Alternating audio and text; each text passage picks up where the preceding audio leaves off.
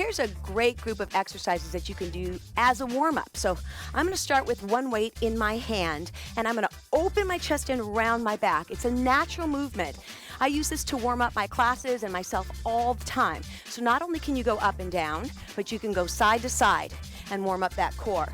So I'm not going to stop there. We're going to go on. You can go low to high for rotation in the back. And then I'm going to come back to center, and then we're going to go the other way.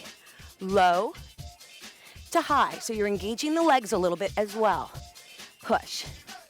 Now I'm going to go all the way around the world for the shoulders. Let your body rock, let your body roll, and then take it to the other side.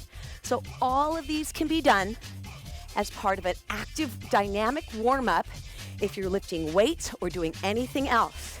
And I'm going to reach, squat, and reach. Give me a couple more.